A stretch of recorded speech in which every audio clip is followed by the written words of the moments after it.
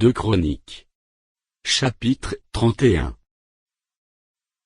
Lorsque tout cela fut terminé, tous ceux d'Israël qui étaient présents, partirent pour les villes de Juda, et ils brisèrent les statues, abattirent les idoles, et renversèrent entièrement les hauts lieux et les autels dans tout Juda et Benjamin, et dans Éphraïm et Manassé. Puis tous les enfants d'Israël retournèrent dans leur ville, chacun dans sa propriété. Ézéchias rétablit les classes des sacrificateurs, et des Lévites d'après leur division, chacun selon ses fonctions, sacrificateurs et Lévites, pour les holocaustes et les sacrifices d'action de grâce, pour le service, pour les chants et les louanges, aux portes du camp de l'Éternel. Le roi donna une portion de ses biens pour les holocaustes du matin et du soir, et pour les holocaustes des sabbats, des nouvelles lunes et des fêtes, comme il est écrit dans la loi de l'Éternel. Et il dit au peuple, aux habitants de Jérusalem, de donner la portion des sacrificateurs et des Lévites, afin qu'ils observassent fidèlement la loi de l'Éternel.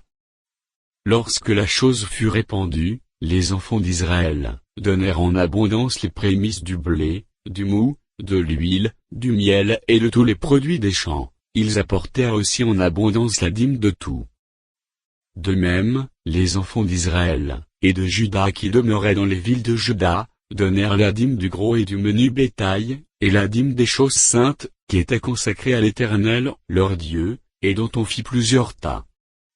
On commença à former les tas au 3e mois, et l'on acheva au 7e mois. Ézéchias et les chefs vinrent voir les tas, et ils bénirent l'Éternel et son peuple d'Israël. Et Ézéchias s'interrogea les sacrificateurs, et les Lévites au sujet de ces tas. Alors le souverain sacrificateur Azaria, de la maison de Tsadok, lui répondit, « Depuis qu'on a commencé d'apporter les offrandes dans la maison de l'Éternel, nous avons mangé, nous nous sommes rassasiés, et nous en avons beaucoup laissé, car l'Éternel a béni son peuple, et voici la grande quantité qu'il y a de reste. » Ézéchias donna l'ordre de préparer des chambres dans la maison de l'Éternel, et on les prépara. On y apporta fidèlement les offrandes, la dîme, et les choses saintes. Le Lévite Conania en eut l'intendance, et son frère Shimei était en second. Jeiel, Azazia, Nachat, Azel, Jerimo, Josabad, Eliel, Jismakia, Meshat et Benaja étaient employés sous la direction de Conania, et de son frère Shimei, d'après l'ordre du roi Ézéchias, et d'Azaria, chef de la maison de Dieu. Le Lévite Coré, fils de Jimna, portier de l'Orient, avait l'intendance des dons volontaires faits à Dieu, pour distribuer ce qui était présenté à l'Éternel, par élévation et les choses très saintes.